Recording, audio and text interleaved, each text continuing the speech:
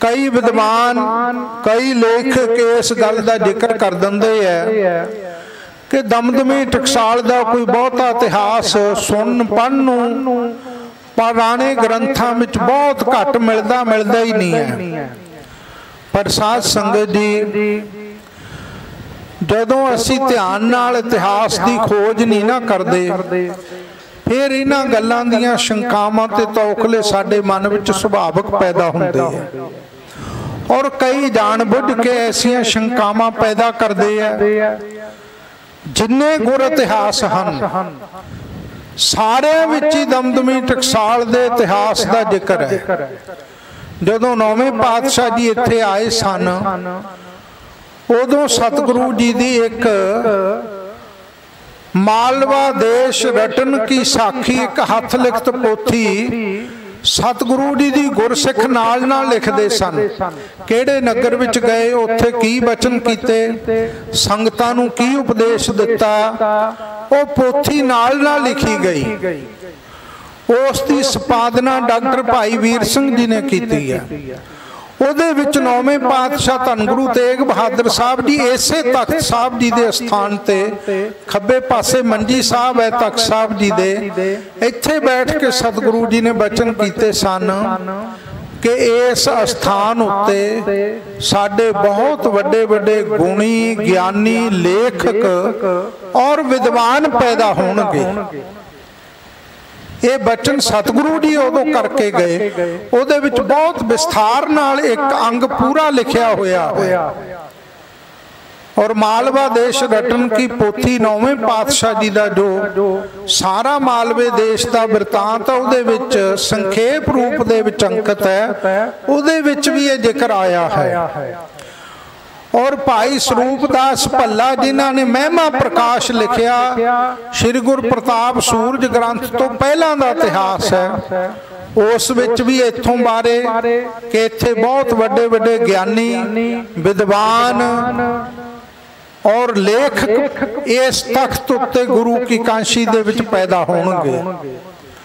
और गुरबिलास पातशाही छेवीं विच भी धन गुरु हरगोबिंद साहब जी दे ऐसे ही वरदान टकसाल चलन दे बचन और इत्थे विद्वान पैदा होने दे बचन गुरबिलास पातशाही छेवीं विच छेवें पातशाह जी द्वारा अंकित किए हुए हैं। गुरबिलास पातशाही दसवीं दोनों ही जिहड़े है उन्हां विच भी ये जिक्र आउंदा है।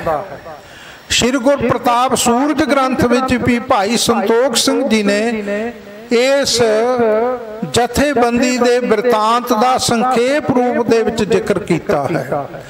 प्राचीन पंथ प्रकाश के करता भाई रतन सिंह जी भंगू ने भी जिक्र किया है। और इत्थे बस नहीं ज्ञानी ज्ञान सिंह जी ने तवारी गुरु खालसा विच भी और इसी तरह पंथ प्रकाश दे विच भी उन्होंने सारा जिक्र किया। समा नहीं है, मैं संखेप रूप विच ही बेनती कर रहा। और भाई साहब भाई कान सिंह जी नाभा ने भी महान कोश दे विच ये सारा संखेप रूप दे विच जिक्र किया कि अपनी आत्म सत्या नाल सतगुरु जी ने कंठों सारी बाणी उचारण करके श्री गुरु ग्रंथ साहब जी का स्वरूप इस स्थान ते लिखवाया।